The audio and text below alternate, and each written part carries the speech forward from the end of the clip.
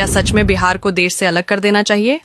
आए दिन आप लोग को कहीं ना कहीं ऐसा सुनने को मिलता रहता होगा, लेकिन आप लोग कभी सोचे हैं अगर बिहार को सच में देश से अलग कर दिया जाए तो देश पर इसका क्या असर पड़ेगा?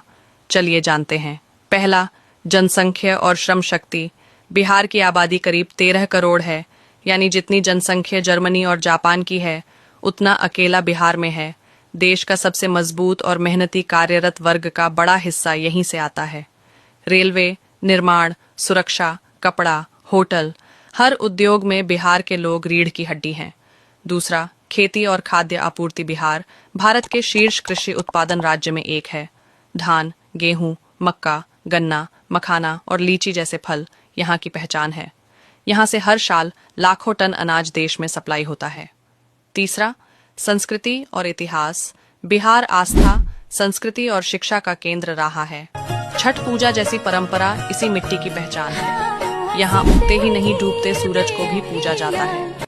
बुद्ध, महावीर, चाणक्य, आर्यभट्ट, गुरु गोविंद सिंह जैसी महान विभूतियों की जमी है ये।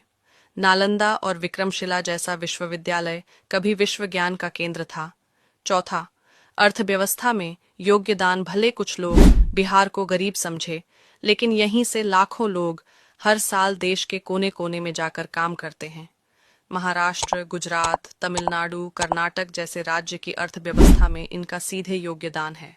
अगर बिहार के लोग हटा दिए जाएं तो कई राज्य की अर्थव्यवस्था ध्वस्त हो जाएगी। पांचवा, देश संचालन। देश के बड़े बड़े पद के अधिकारी और नेता बिहार से ही आते हैं।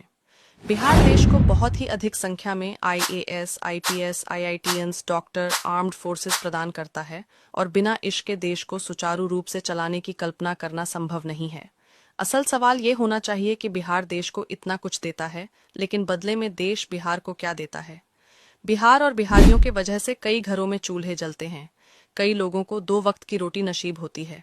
बिहार के वजह से आप हैं, न कि बिहार आपके वजह से है। तो बिहार और बिहारियों को गाली देना और आलोचना करना बंद करो और हम बिहारियों की तरह देश निर्माण की तरफ ध्यान दो। फिलहाल के लिए इतना ही। जय हिंद, जय बिहार।